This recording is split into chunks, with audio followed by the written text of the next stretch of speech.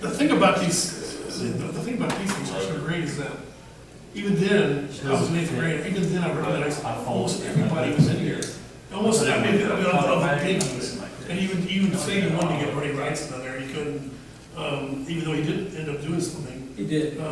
But anyway. I have at least a page for each of them at the house. Yeah, and of course there's nudity in them. And I was, I had to, so that, I just couldn't believe that. I was like, oh my gosh, I gotta tell Doug this is gonna be funny. It'll be rare to get it even a signed one. I mean, they're rare to begin with. Yeah, I got my Sharpies on it. And I've signed very few. That's right. Is the other, Gary, is he still with us? I don't know. Oh. He and I broke up years back. He was living in Atlanta when I started. So what's even better now is since the stroke, his signature is improved. Oh, good. Yeah, I think, yeah, in fact, I think I Push an saw, elevator button to save his life. when I met you at Wonderfest, and I went crazy, I think it was pre-stroke. I think it was the show. Could be. We've been going for like the past 6-7 years, I think. Yeah, so. Thanks to Paul. But, yeah, and then we, like I said, I really, Mark actually, Max was like, Mark came up to my house, and we went over to we did a show in Evansville, Indiana, that's where I'm from. And he came up also to stay at my house. We drove to Monster. We went to Wonderfest. I met him at Wonderfest. He came back home with me in Indiana, and the two of us went to Monster Bash, Pennsylvania. He's coming to our house in December. Yeah, so We've done a tour. Yeah. Well, he did a painting for me, he hasn't delivered it yet. That's commissioned him to do a creature painting. Oh, yeah. Oh, I've heard about this. Because we've had Mark on the podcast. And I think he was working on it. He's been working on it a lot. He's been so busy though, you know. He told me about the water Yeah, that he's using for the watercolors. And I'm just like, oh my God, that's awesome. he used water for where they filmed it. It's so cool. I think I got only, I mean, I was going on about creature stuff. We're here all weekend, so. Exactly. All right, it is time. Thank you guys for coming. I am the track director here on the Lit Track, so thanks for coming into the room. I appreciate it. My name is Mike Gordon, and this is all about Steranko versus Adams. Do I need to? You guys are choosing sides, so I need to get between you two? I don't know who he's for. Is this going to be a war? Yeah, Neal's in the Heritage. You got Neal. Is this going to be I a worked war? in the studio. But I always thought that Neal was better. He could draw anything at any time. Steranko had more energy and more, I don't know, panache. But he'd get outdrawn by Neal. Well, before we get to where you guys stand, let's, and you don't have to. In this corner? Exactly. Before we break up into the corners and have the battle, let's go around and just for the sake of everybody here, just introduce yourself. I'm Doug Murray. I created the NAM. I wrote a lot of stuff for Marvel and DC. I wrote a couple of novels, a lot of magazines, Including famous monsters. including famous sponsors. Awesome. I'm Ted Haycraft. I'm from Indiana. Just really a historian enthusiast of movies and comics, and I've started to do a lot of panels and moderation. I do live movie reviews on my TV station I work at, which I've been there for 43 years. Wow. I started before I graduated college and worked every aspect of production you could think of. And then we're actually working on some projects. Hopefully to see my name on print in the next year. So, yeah, it's hard when I've still got a daytime job. So. Well, so before we start going on, go ahead. I was going to say, did you ask Anthony about this panel? I did not ask Anthony about I just asked him, I go, why Adams versus Steranko? And I was like, because I don't know, I never really thought about that myself. He goes, well, the reason I thought about it is it's just like the Kirby versus Ditko. And I go, oh. it's not the same. but it's not, no. And I think, it's like maybe, I think Anthony was thinking like monkeys versus beagles, One, I did notice that, I did think too, one is more associated with Marvel and one is more associated with DC. I mean, There's some things, yeah, okay, so that's So what we'll get into it, but, so let's review the contenders before we get into the battle, I guess. Let's review the contenders, so, Doug, we'll start with you. When was your first, do you remember your first, like, really exposure to Neal Adams art? Neal Adams, I worked at Continuity Associates, starting around 1973 or so. I worked in the back room, I did a lot of inking on various pages, met a lot of guys. And then Steranko, I'd known God forever. When he started doing immediacy, and he asked me to be an editor. And I worked there for a couple of years, 7 or 8. So I know both of them quite well. Right. Did you meet them before you kind of experienced their art? I don't think so. Maybe Steranko. Okay. But I knew Adams from a long time ago. Gotcha. And Ted, do you remember who you sort of encountered first? Well, yeah, it's kind of interesting because I noticed that you're 1948, right? 47. 47. I'm 58, and you're I'm the baby. 68. I'm the baby on the panel. So, and I was thinking about how we all, were exposed to these artists and writers and stuff, and you're more contemporary with Jim and Neal. I probably am. Yeah, that's why. Certainly with Steranko. And were you still buying comic books at that age when you met him? Or into it? I mean, as a I collector? probably was buying some. In fact, I saw his stuff first on Agent of S.H.I.E.L.D., and I met him soon thereafter. Okay, interesting time. Because for me, there's this great website called Mike's Amazing Cover Gallery or something. Okay. And you can go on there and see galleries of entire runs of comic books, and then you can hit the month they were on sale. So you can see everything that's on sale that month from a bunch of different companies. And I figured out that I started buying comic books on my own money, as opposed to my uncle giving them to me and my grandparents. I bought them with my own coin, to the drugstore. It was 67, summer 67. I started way early. Yeah, see. Quit way early. You were 2 years, a year or 2 years older than me. So I was right there when Steranko showed up. That's the summer he showed up on Street. He did 3 issues over Kirby layouts, but then he started doing his own thing, and he got to write it, which was unusual at the time. Stan was still writing all the titles, giving some to Roy Thomas. That was about it. Well, if you believe Stan's story. Yeah. or if you believe Jim's story, Jim says he goes into a Marvel office. It's 5 o'clock and everybody's shutting down. He's been to everywhere else. And Stan, the secretary says, well, Stan will see your samples. Just tell him Jim Steranko's here. So, and sure enough, Jim, he gets to go in the office. He looks at this stuff and goes, pick any book back here you want.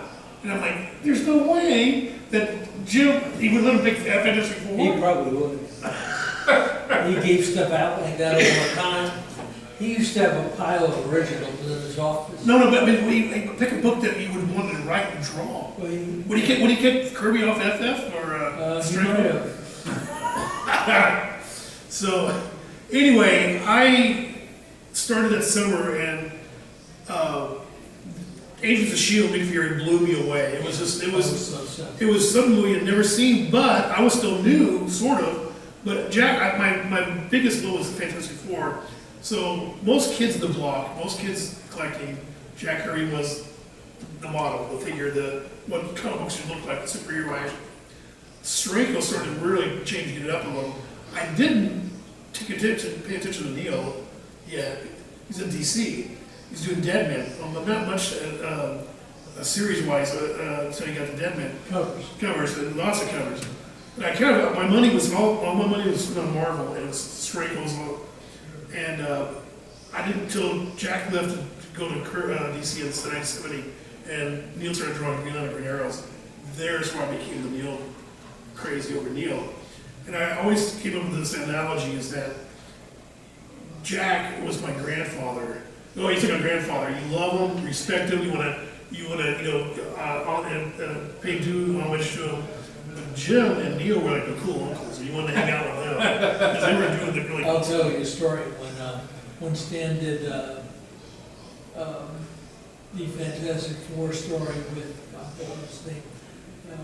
The Giant. That was the Sword of the Giants. Silver Sword. Oh, the Galactus. Galactus. The trilogy. Yeah, when he did the trilogy, he gave Jack the script, which was big guy attacks Fantastic Four, tries to destroy the world. That was it, Jack Wow. did the rest. Yeah, and then remember when he gets the pages, Stan goes, well, what's this guy on the surfboard? And he goes, well, I figured God would need a heroine. Go ahead and check out, places. So, and then, of course, Jack kind of changed that over the years. So, and for me, so when I came in and reading wise, I mean, both of them were like, they were not really, they were both already like big names by the time I was starting to read. Legends by then almost. Yeah, almost, in that, I mean, I leant towards DC more, as a rule, so, I don't, why, but, I I did. always found DC easier to read. It could be, but I was really attracted to the character of Batman, obviously, and that, I mean, it could have probably had to do with the fact that I watched the TV series, because it was in syndication. He was on Super Friends in the Saturday morning, so, I mean, they were represented that way. But in any case, so when I really started reading and getting into the Bat books, it was Jim Aparo, who I was like, I mean, to me still, if you say Batman, that's the image that pops in my head is Aparo's Batman. Now, I had no idea until much later what came before, and particularly when sort of like, not to take anything away from Aparo, but it seemed like, it was much later because I really loved Brave and the Bold. That was one of my favorite titles. So I started collecting any Brave and the Bold that I could. And of course, I'm getting like. That's why we should run Neil early on. Yeah, then I'm getting like straight pure Neal Adams stuff out of that. Like the covers, because he did the covers for like, I don't know, a year. Well, when he did the Ben Casey, you could see how talented he was. He would do hands. Nobody does hands. Right. He could do hands. Yeah, well, everything was like, I mean, he could do like, muscles, like, I mean, they were just, At the time when he showed up, that's a good point, is that when kids reacted when Alex Ross showed up, and they had never seen like Norman Rockwell doing comics, and when Neil showed up, with like, oh my gosh, that's real. That's, yeah, because up to that point, and I'm generalizing, but for the most part, up to that point, people were still using the quote-unquote Bob Kane model, right, of what Batman looked like. Bob Kane never drove. Right, exactly, I know, that's the ironic thing. Yeah, there and so, but that model was what they were using up until, Neil, like, just said, nah, that's not what I'm doing. That's another story. Bob Kane was using Bill Finger to do Batman, and somebody visited him. Kane showed him these paintings of clowns, which he said were his future, and he got sued by the guy who was doing the clowns. Actually, the change in Batman came with the new look Batman. Right. Harvey And Infantile, but they put the circle, That's when they first started putting the circle on. right? Yeah. That was the first change. Are you a collector? Were you buying all this back in the day? Oh yeah. So I've been buying since about 62, 63. 66. There you go. So There what was your reaction when Neil and Jim showed up? Well, I love Adams. Adams as an artist, absolutely. He did. But I do remember reading, because I'm a Batman fan. That's my favorite character.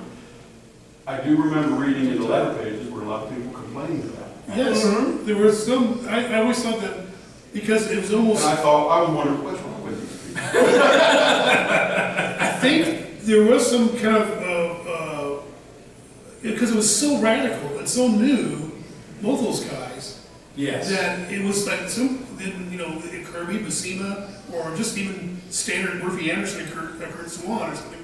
They couldn't handle this new way of doing comic books and breaking the panels and breaking the narrative when what they were doing, you know. Neal used to use his friends in the book.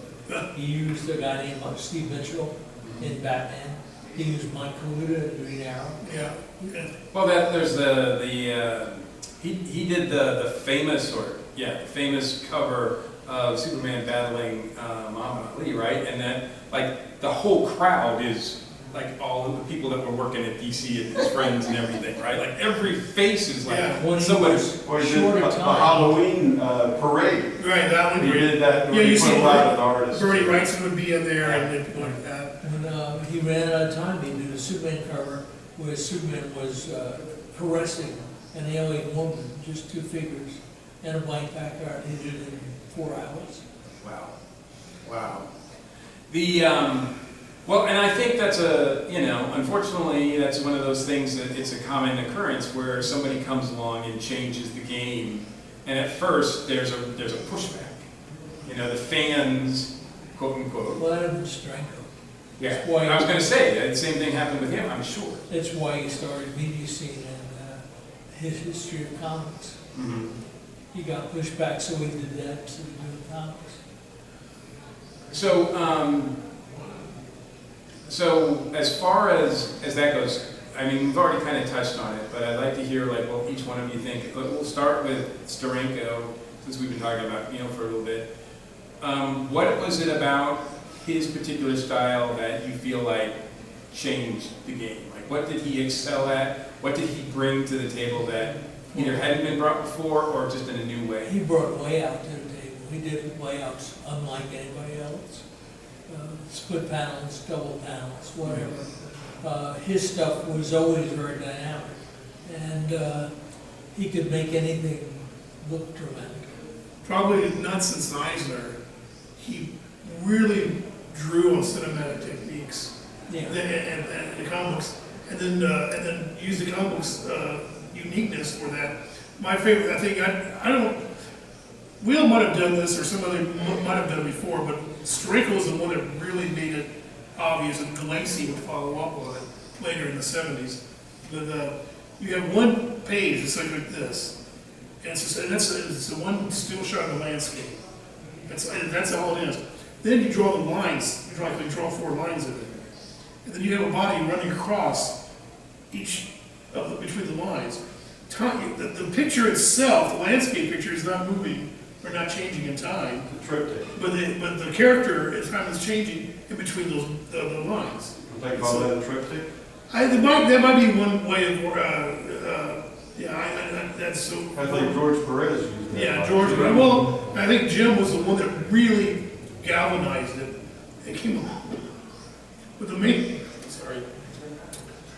thing I think Jim also brought, because I always look at Jim as like, I see Wally Wood in him, I see Will Eisner in him, I see Jack Kirby in him.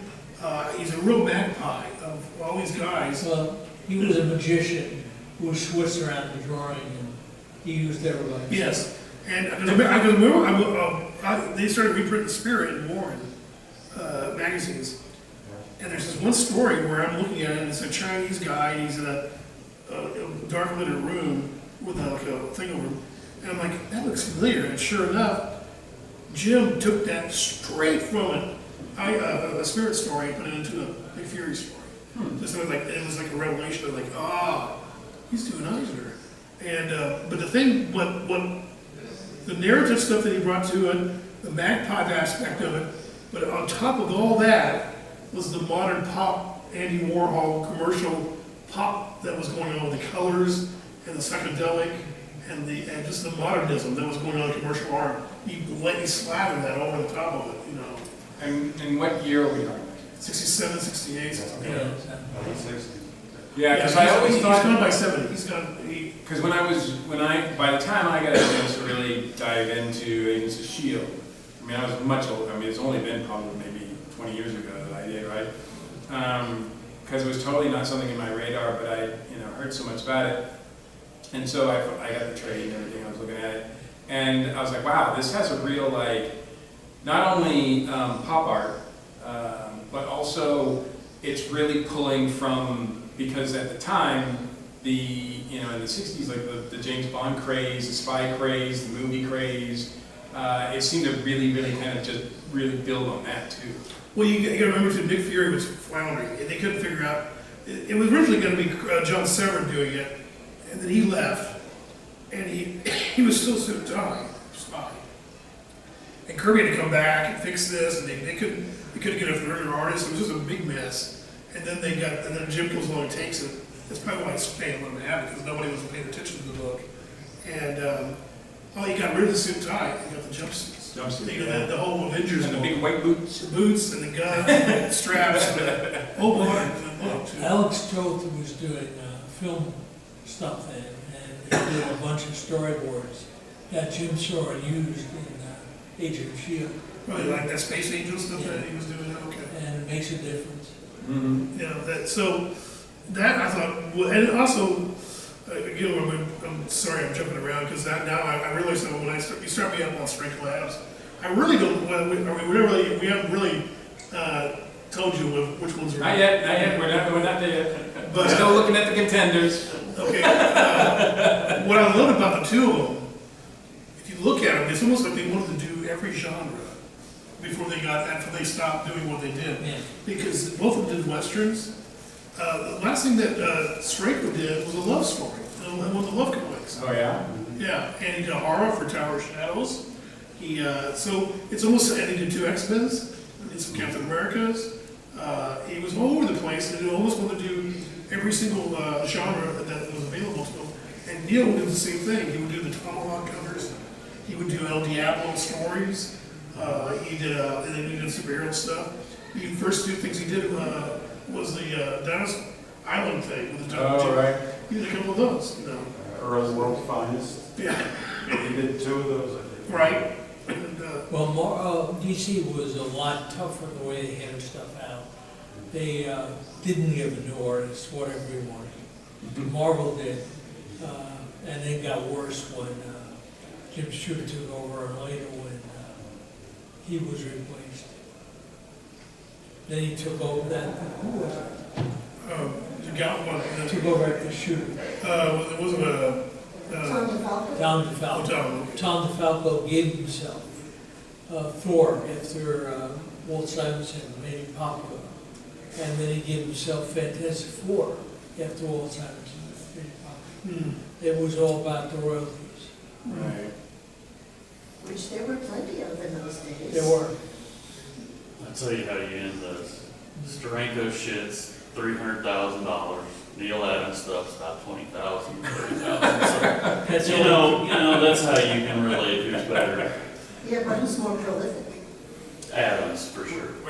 Okay, all right. All right, so that's what Jim brought that special to the table, to the comics industry. All right, now let's specifically go with Neal. What was his biggest strength? What did he bring that nobody had? Well, as we talked about the realism. Yeah, artistry. Yeah. He could draw anything, and he did. And his females were. Well, I thought you brought up Ben Casey's a good point. I did this talk on Jack Kirby, and I'm trying to figure out, trying to tell people the legacy of Neal, legacy of Jack on other artists. Neal was from the picto-realism style. It was. Where you're basically, here's a photograph, and you could, it was illustrative, but he's drawing almost exactly the same thing. Ben Casey strip looked like that. And Alex Raymond, Stan Drake style school. And he gets to DC, and he's drawing DC stuff, and it's still a little staid, but it's getting some interesting look to it. And I think just like Gil Kane did, and I think some of that Steranko obviously, and some other ones, they looked at Jack, and they saw what Jack was doing, that energy that Jack defines superhero comic book storytelling. He did. And I think Neal Adams, we were working on a job for Ford one night, and at 2 in the morning, Neal Adams stood up and said, the Jetsons are the Flintstones. No, the honeymoon. That's right, the Flintstones are the honeymoon. He never realized that Yeah, we before. knew that. And you were like, You were shocked. well, my experience with Jim and Neal over the years is much different than you actually working with them. They may, and you also encountered them when they're younger. they're quite the egos on each one of them. Yeah, And when you're in the room with them, when I would experience them, they had to be the smartest one in the room, and they had to be the funniest one in the room. That's true. You couldn't, Neil was the first artist who charged for his autograph. yeah. Yes, I do remember. I know that. I know that. That's the first time I think I ever paid for an autograph. One of the last conventions I was ever at, we were in line to get Darn Cook's signature. This was before he passed away. And he wasn't charging. Darn wouldn't charge. He's that old school kind of artist. And his table was real primitive. It didn't have much payers. Nope. So we're in line standing there, and all of a sudden we hear this in our ears, right in our ears, would you pay for his autograph? And we look around, it's Neil. And he's costing us in the line, and making sure Darn hears this. Darn starts chuckling, and it's like, how much would you pay for it? It was, but that leads me to believe, this leads me to another thing that I think Jim also helped a little bit, but even Neil more so, the behind the scenes work for the industry that he brought to it. Well, remember for years and years, Neil did Ford and Chevrolet and things like that. He brought in a lot more money from that. Yeah, and he comes to DC and he sees like, we can't use this color, we can't use this kind of paper, we can't do this, or you're paying that. He brought the behind the scenes stuff. It's amazing. When he did the black and white covers, he painted them in a day, and he used watercolors. And now, God knows what they bring. Yeah, and so I think Not Steranko for us. and Jim did too. Jim would do some things, and they go, well, why can't we do this? Why can't we do the color of the bleed? Why can't we do they were like, it's like panel by panel, rigid. So that Heritage page went for like $800,000. Yeah, so I have a drawing he did of Neal Adams and Valentina That's on my cool. wall. oh really? Yeah, Wow. Thanks. yes. Don't forget what Adams did for the Superman's creators too. Well, I was going to say, So, yeah, we we worked on that for years. Yeah, the behind, when you're talking about behind the scenes, that's where I thought you were going Well, with that. it continued on. Yeah. But when he first got to DC, I remember reading things. I've read in retrospect. I've read things where he was really just the process. They were just primitive and stuck in the same old way. All the rules. Yeah, and both Jim and Neil. It seemed like around this time period is when, and these were two guys at the forefront, but comics was now being thought of as art as opposed to just That's what it was disposable. selling. It was selling on art. Yeah. And we did a book called Inside Comics. And we did articles on Superman and things like that. And worked on a convention, which never happened. But it worked out. We got shoots from sequel paid. We got royalties for the artists. And a lot more stuff. So what I'm also hearing too, going back to what we were kind of discussing, if I want to generalize things to a obscenely simple degree, it sounds like in some ways Jim was the better storyteller and Neil was the better illustrator. Yeah, you don't do it right. Yeah, I'm I sorry. was gonna say the same thing. If there's a difference, take Adams for art, but not as Ray. Have you read Batman Odyssey? I have. That's right there. Which one? Batman Batman Odyssey. Odyssey. Oh, that's the last thing he did for Well, the he actually did a few more things. There was one more Batman story with like multiple Batmans and. Oh, yeah, okay, that's the one I'm thinking of. That's even That more. was unreadable. That's unreadable. Odyssey, I got through.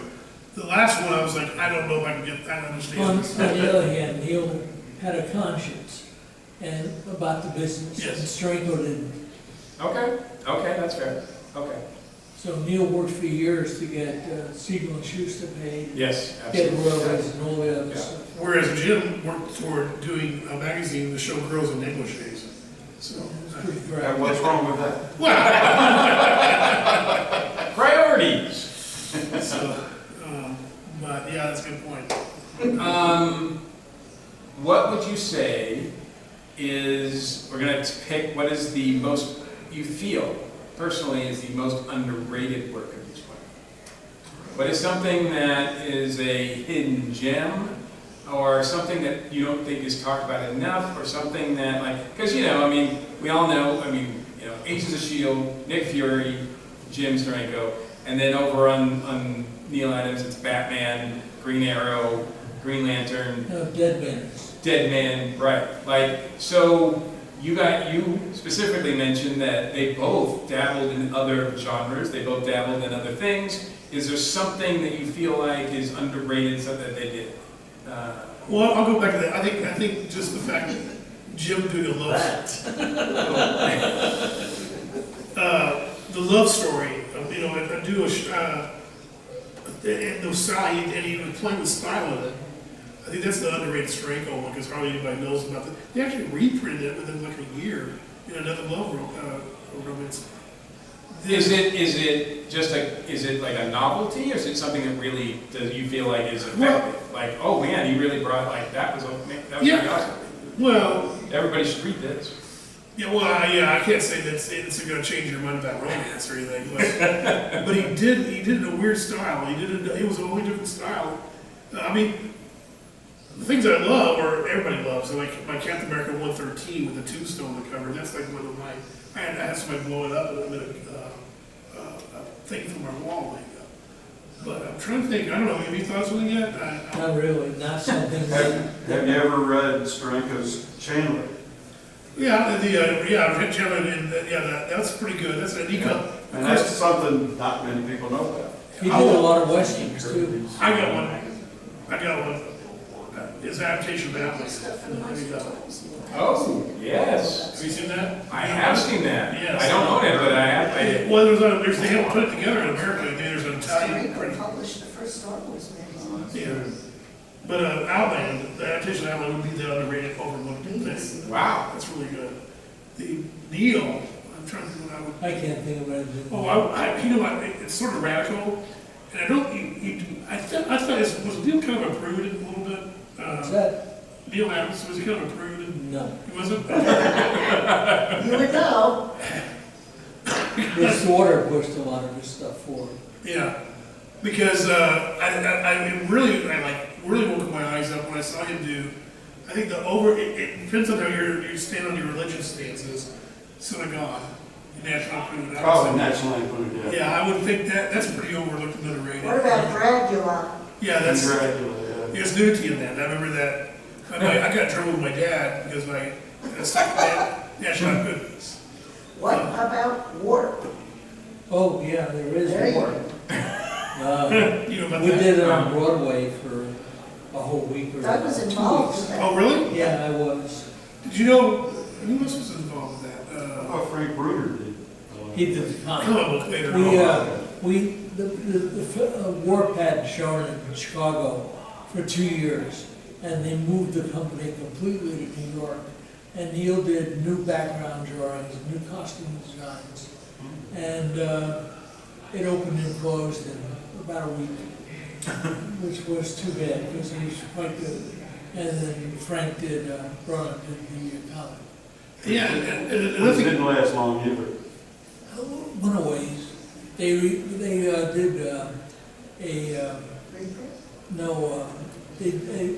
Wasn't it Bert? It wasn't Gore. Who was the director? The reality director. Wasn't he involved somehow? and they showed the whole, all 3 plays that put together in Washington D.C. 2 years later, and I drove down with Walt Simonson and one other guy and watched it. We stayed at Walt's place. It was good. We should point out too, because I discovered this one about heritage. You also did a couple other things I loved when I was a kid.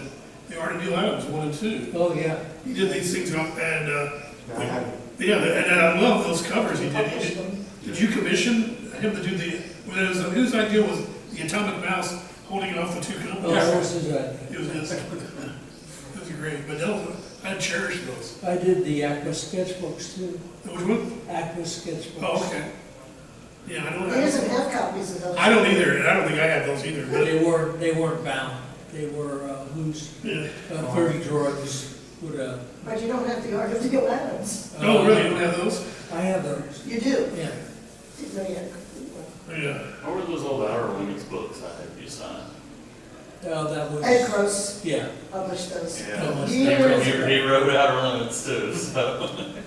But I realized I was a fan of him before I knew knew of him. I know you from. When I did the NAM, they started reprinting that in the first year. Me too. Wow. I was friends of his. I was friends before I knew Before who he I was. married him, I didn't know. I could buy the Monster Times we go. Oh, yeah. I just thought he was this cool guy that collected the same stuff I liked. Got the Neal Adams Dracula poster inside the Monster Times. Yeah. And Chris Lee on it. I'm like, Great shit. stuff. I do have, so personally I have, I think it's just because I'm more of a DC guy, because I did have a couple of things that Neil signed for me over the years. When they started reprinting the Batman collections, I got one of those, and then of course the absolute Green Arrow and Green Lantern run, which is just stupidly phenomenal. Like There's an issue where there's a machine in the background, Uh-huh. and it's constantly making the noise, called blue dot. Or blue dot. That's so. I can't even begin to tell you how many different editions I bought of that. Oh yeah, I bet. Little paperbacks, the trade paperbacks, the absolute, just, every time it comes out, I'm And keep reprinting. I mean, it's good stuff. They keep reprinting it, right? Yeah. So, and I correct me if I'm wrong, but I don't think that that's been recolored by Neil, right?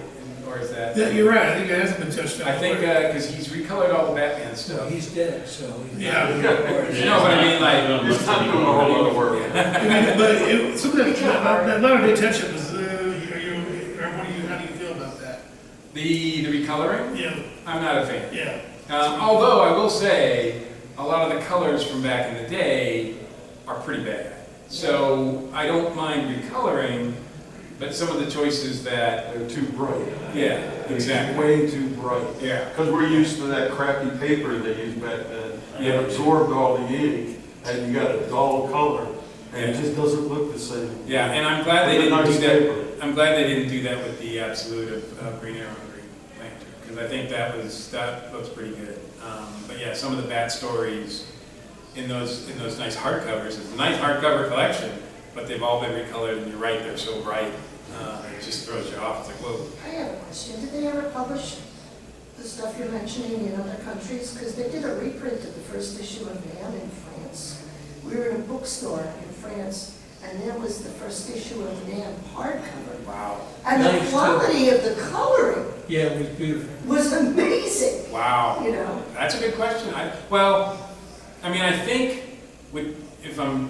correct me if I'm wrong, but I think certainly the last 2-3 decades, Neil wouldn't allow his stuff to be printed or redone unless his company recolored it, right? Is that? That's probably true. I haven't heard Yeah. that.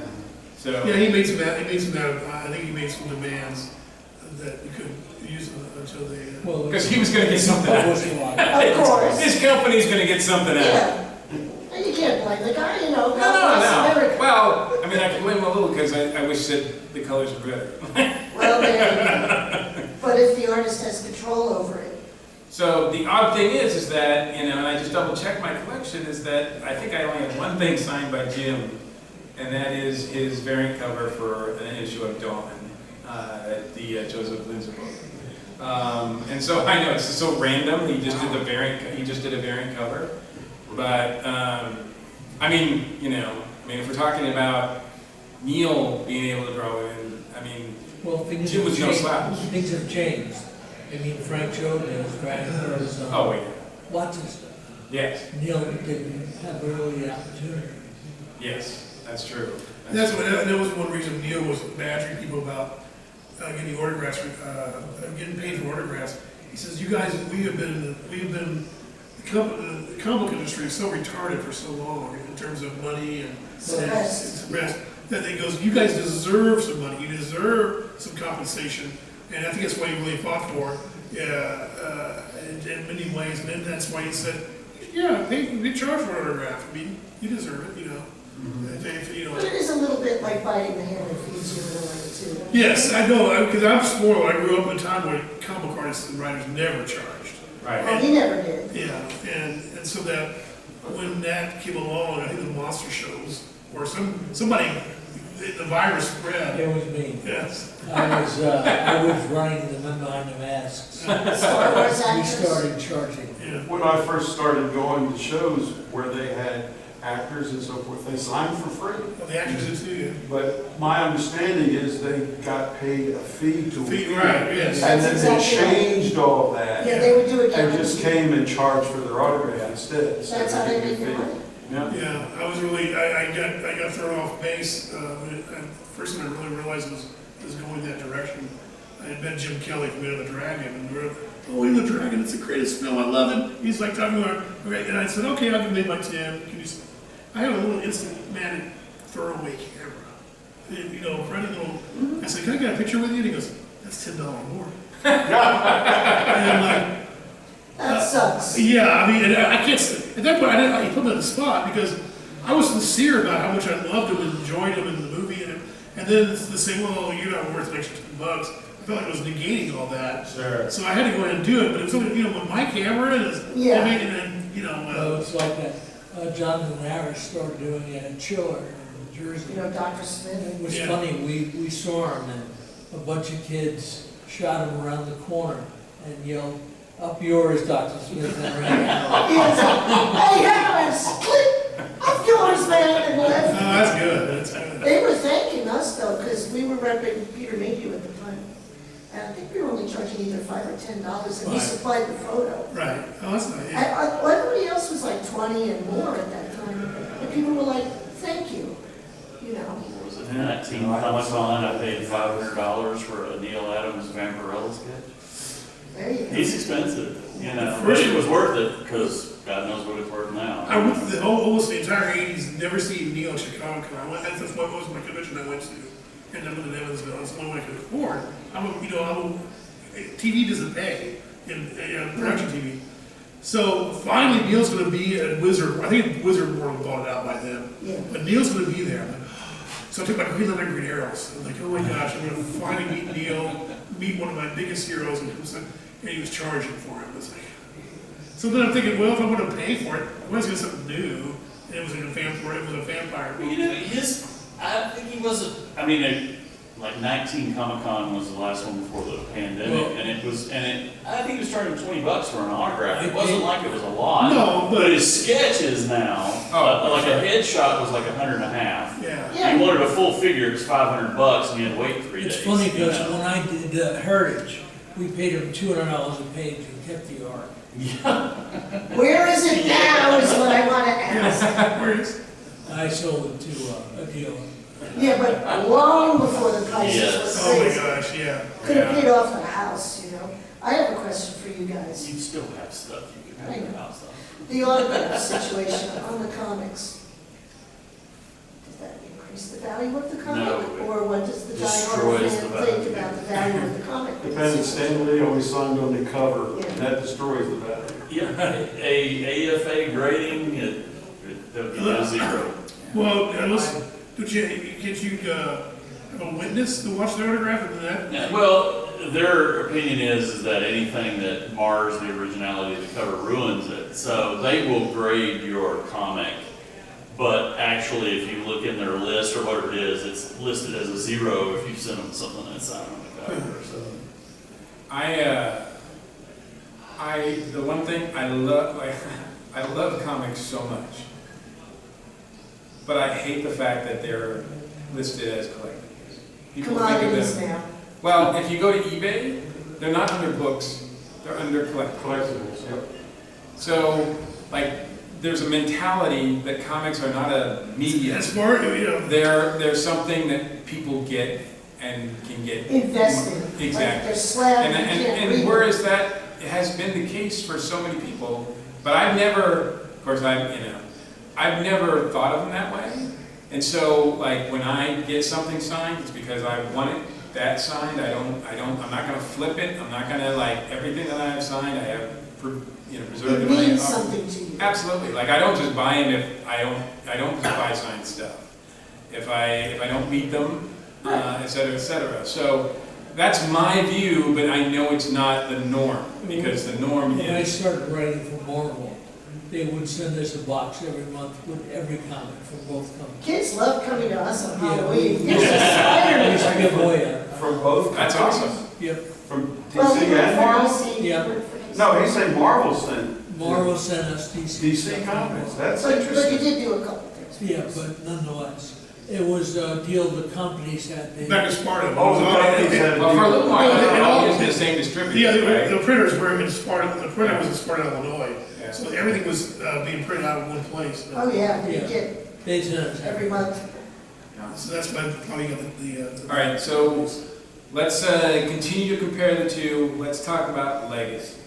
Like when you're talking about like books that are like artists that are doing things now that came afterwards, who do you think? Let's not say like yet who is better or worse. Like what is? Do you see that there's a lot of like Steranko influence out there? Do you think that has transcended his time period? That capsule that he was making books. It's a good one. I think a lot of his stuff has become ordinary in books because everybody uses it. And by the same token, the artists of today are better doing the basic work than they were. So Neal's advance that way is gone. So I don't know. I think Steranko may have more influence now. Interesting. I sort of feel the same way, Doug. I think that Steranko brought more play with the narrative and tricks and trades that are now, like you said, they're normal now, but they were not normal when Jim did them. There wasn't a big giant swell of realism drawing after Neal. I mean, there were acolytes, and then there were voices like Vince Sienkiewicz or Mike Nasser or a few other people, but that realistic look, it didn't really pop again until Alex Ross came along. But the stuff that Jim laid out, think about the cover of Nick Fury Agent 1, number 1 of the characters in the blocks. A cover like that, back then was just radical. I was going to say about Neal and Jim, which one thing I was going to say, I forgot. But anyway, I think there's a little bit of edge over Neal on that. In terms of, because here's why. Like I said, Sienkiewicz was like drawing like Neal at first, but see, he found his own voice. Like he was drawing New Mutants. There was this on the monthly New Mutants book, and all of a sudden, Sienkiewicz starts exaggerating bears and mouths, and people would scream and emotions like an abstract painting. Some felt, well, I don't know, it was the exact same time Keith Giffen, who just passed away recently, unfortunately. Giffen was at the top of the heap with Legion of Superheroes. Very popular book, very standard superhero, curvy type stuff. And he starts messing up and looking like a European and starting to get cartoony. And so it broke open the game where you could draw any way you want. You could be a Bruce Timm, or you could be a Frazetta, you could be a Darn Cook or a Neal Adams. So there's no really, Neal, it could be realistic or cartoony, it all goes. But when I was a kid, I probably would have hated Darn Cook. And then, well, that looks like a cartoon, I adored Darn Cook. Yeah, a little bit later we're going to talk about Mike Mignola, but I put him in there too. Yeah, exactly. So so I think, so that gives the upper hand to Steranko because a lot of things he brought was technique and how to tell the story, which is still strong. Everybody draws from that. Whereas you could be a stick boy, you could draw stick people and get published. You're basically saying they did away with a house style. Yes, Right. yeah. And also they raised the bar so that Well, not everybody else. necessarily, because you can do trick stuff and get away with it, but it may not be as good as the older stuff. And he was more graphic when it came Very much to the so. line art Graphic. than Neal was. Neal was softer, but I mean, Steranko stuff was in your face. Yes. Like Very much. Kirby, you know, those blacks, Yes. those hands coming straight. Dynamic. Steranko was in your face. Yeah, face. and that's what I like about it. it's like, pow. Maybe that's why he was such, maybe the reason Steranko was the way he was he wanted to design something so that when it's on a rack of comic books, Well, when you're walking in, you go, hey, what's this? if you had to pick a series, it's almost like Deco versus mid-mod. He was Deco, and, you know, Neal was mid-mod. I mean, it's, yeah, but I mean, on the same token, I was just thinking, like, there's times when I'm reading, or I see a Neal Adams cover, I'm reading the Neal Adams, like, book, and I'm like, I turn a page, and I'm like, holy crap. Like, I'm just like, it just stops me dead. I just always found But- Batman to be so kind of just passe, though. It never really hits you in the face, you know, so. Oh, Until Frank Miller, your until Frank original Miller. hat was taking out Batman now. I was gonna say, we'll agree to disagree on Because I was a that. Batman fan, but I like Frank Miller, that's my Well, and I was just about, and Frank Miller might be considered, I'm just thinking, like, do you see that there's any torchbearers out there for either one of them? Well, you know, Frank did come along and, paper and Baxter paper and coloring, and he would go to the printing press and stuff and look at it, and so, but he again, that was like the, you know, the next big wave of people actually being concerned behind the scenes as opposed to just doing the work, you know? I'm not gonna talk about Frank. Oh, Oh, no, I am. Hey now, I met him and had. But as far as That's anybody tough. else that you can think of that are torchbearers of either one of either Steranko or Adams? You know, Cho does artwork much like Adams. Yeah. And is, I don't know, a champion that way. Jim Lee is So, that photorealistic. It's true. and if you want to talk Not- about but it, like- dynamics with blacks, Mike Mignola. But it's interesting because I was just thinking, like, yeah, Jim, like, it's true, but there's a static, like, almost like a stiffness that is not, that Neal doesn't have. Like, Neal's is, if anything, is loose. Like, everybody's like, The Like man knows rubbery. his anatomy. It's softer. yeah. Whereas, yeah, I was gonna say, like, what time? Yeah, and I'm trying to think of somebody else who, like, compares the only, I mean, it's not a contemporary, but obviously, you know, Kubert, like, is kind of like along that line too, like, right? the giant. Yeah, another giant. He has his legacy in some ways too, in his own way. So, I mean, Ditko, if you look at early Ditko, it's like, that's Joe Kubert. Is there any, Andy Kubert. The Andy is his son, yeah. is there anything else about the two that we either haven't mentioned, either pro, con, or anything else to compare the two? I don't think so. I think we covered it very well. Who do you think their influences were? Well, I would think, you know, for Neal, because of pictorealism, it's more, you know, the Alex Raymond school of drawing artwork. With Jim, I think, again, he's a magpie, but I think it's like Wally Wood and Jack Eisner. And, Eisner for yeah, sure. I think Eisner for sure. Alex Toth, too. Both, yeah.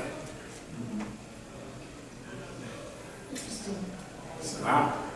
Are we ready to make a verdict?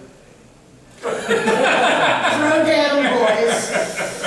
I mean, we've kind of been talking back and forth, back and forth, back and forth. There are no wrong answers, is the answer. Yeah, I want to say, I think it's a draw. No pun Is that a intended. pun? No pun intended. I'll go with that. Both have I love it. I love it. I love it. How did the Steranko Adams go? It was a draw.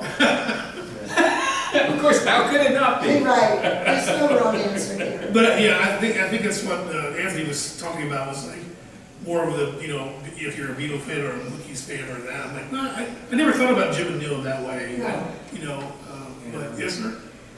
Well, it's Adams and Steranko who's being compared. Yes. Steranko hit like a damn earthquake.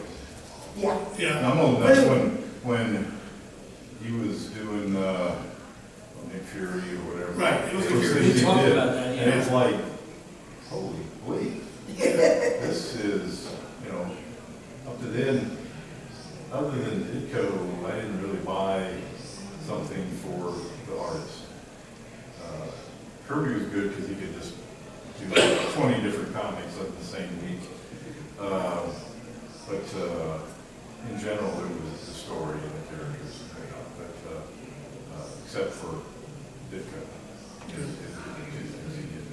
But Steranko was just, plus he was risque. It's like, yeah, okay. The little thing with the gun in the holster. Yeah, the big gun sequence, the famous big gun sequence. Man, It's like even, I mean, I wasn't, I don't know how old I was, but it was, even I had figured that one out. Yeah. You're like, oh, So, I must say, that coming out of this, I did not expect you guys to sort of point more towards Steranko as being like more of an influence on today's comics than Well, of course, you helped me think about it too. I mean, I don't know if I really thought it through yet. There's a lot more that we can fine tune it. But I think you drew that out. I mean, I'm not arguing, I think that's a wonderful observation. I mean, I think as you pointed out, like Adams is like in some ways the bigger name. I mean, his stuff goes for more money. No, Steranko goes for more. Oh, it's more money? There's less of an else. less No. out there. Yeah. Yeah. Oh, well, that's I true. mean, his stuff just hit over $1 million. Yeah, So. it did, yes, yeah, okay, that makes sense. It seems like, yeah. it's Not to Steranko. say that, I mean, there's some Adams pieces that have sold for $100,000, but that's nowhere near what I call the greats, like Kirby. And Gotcha, those guys. gotcha. Yeah, I would imagine that, yeah, I mean, because. Give it a few years and it'll be up there. Who would have thought that Comic Art would bring this? Well, comic? here's the crappy thing, like 2004 when I was at Comic Con, I could have bought Neal pages for what, a couple Don't $100? get me started. Don't get me started. Oh, gosh. She works with the guy. You're gonna walk out the office with it. Yes. What did Karl Marx paintings go for Oh, then? yeah. Holy cow. I was on the list to get one for $300. And what, you gave it up? Yes. Sure. Oh, ouch. Actually, Yeah, don't get me started. He had a Frazetta painting at one point. Oh, man, another one. Frank was a friend. All right, everybody all right, say. we're posing for flash Everybody say photography. Kirby. Thank you, man. I would like a picture too, since we're doing that. Why not? Thank For you. a while. Okay, Might be guys, too close. act like you like each other. I'd like you've agreed. There you go. Awesome, thank you kindly. No problemo. Where Awesome. did you get your cool hat? There's a place that makes fezzes called Fezzorama. Fezzorama. And You got that, Paul? that's where I get all my fezzes. I have, For all your fez needs. I have quite a collection, and this one's one of my big favorites. So, and it's perfect for Monsterama. So, yeah, but I definitely recommend Fezzorama if you are interested in a fez. Well, for all your finer comic costuming apparel needs. Absolutely. Because we wouldn't wear it, at the Walmart. So. Or those are fans of the Smith Doctor Who. Yes. Fezzes are cool. You asked what the Karl Marx paintings are worth. They're worth about $26,000 right now. Is that all? Yeah. Oh, Well, I there's heard a, it wouldn't go for more than that. Depends which one. well, this is a recent heritage auction, so first month thing. yeah, it was like the first.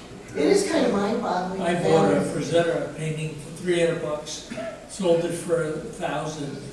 It got resold last year for $10,000. Now it's That's worth cheap. God, Frazetta painting. a lot. Had a girl and a robot. Normally, I like to end my panels by asking if you guys have anything you want to promote, anything you want to let people know about, either this weekend or online or in general. I did a Sherlock Holmes versus Martians book. Really? It's available on Amazon. Oh, really? Cool. Who did the cover? Yeah, she did the cover. Oh, I like to buy a lot Oh, man. of Sherlock Holmes. You have any copies of it here? No, I didn't. Why didn't you bring them in here? I didn't buy They it. didn't give him that many. They gave me 5. But Yeah. I would have bought one. And I did a book for the Naval Academy about the destroyer battle in World War II. Yeah, what I are the, got very well paid for it. Well, hey, so how many maybe if I go pages? to Prime, I can get it here by Sunday. It was $205. There you go, he's here all weekend. It was $205 205 pages. He did a 205-page graphic novel about this skirmish on the, Which battle? It was part of the Battle of I the read those. Philippine Those were good. Straits. You gave me those were cool. Yeah, the Japanese were attacking while we were attacking the Philippines. Who did the art for those? Some guy I never saw It was before. really good. Yeah, what's the book called? Attack of the Tin Can Sailors. Yeah, that's on Amazon. Last Stand of the Tin Can Sailors. Yeah, just Google Doug, it won't come up. Although apparently there's a hockey player. I don't know if my father was there. He was there at World War II Well, in the Pacific. I had a neighbor who was part of that particular group. Taffy 3. Yeah, was there anything you wanted to promote? Not really, I'm a big movie buff too, so I have a cinema chat with Ted Haycraft Facebook page, and it's got random stuff on there, and when I do on-air stuff, I try to put it on there, audio movie reviews on air, at the station. And I'll be, hopefully, you might see something from print from me next year, but it's kind of secret right now. We gotta get it done. So, Well, I am a co-host of a weekly podcast called Air Station 1. So we've been doing it for 13 years, and we come out with an episode every week. So check that out if you can. Also, I'm the director of the Lit Track, as I mentioned. So feel free to come back and enjoy some more programs with us this weekend. But he's got a table here too. What's your table? Oh yes, I do have a table. Sorry, thank you. I do have a table. Some of my books, because I do writing and self-publishing. So I'm here with the artist of a book that I do called Tiki Zombie.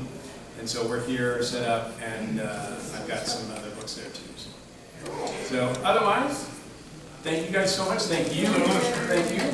And enjoy the rest of Monsterama. I know, it's a big crowd, but I think we have fun. We have fun. I've always fun. Well, that's what it's all about. That's it. Absolutely. Cool beans. Thanks for coming, sir. Good job. Hooray. Cool. The last I heard, Steranko was so mad at Marvel for reprinting. Yeah, And, without his and permission. without his permission, without payment. Yeah, that's not. And he refuses to sign that trade. Yeah. Well, Marvel has always been very good about paying me. So I assume it's still that way? I think so. Yeah, we've been out of touch with those guys. I haven't talked to Jim in a couple of years. So, anyway, That was fun. thank you. Good job. Thank you. Thank you. Fezorama. Fezorama. You guys are all here all week tonight, so. Yeah, I'm up with this Sunday. I don't know anywhere. we're leaving about 3 on Sunday. Okay, okay. So you're heading to the cousins. Thanks to my knees. Oh, boy. Thank God. These were included. What we got next? We got next.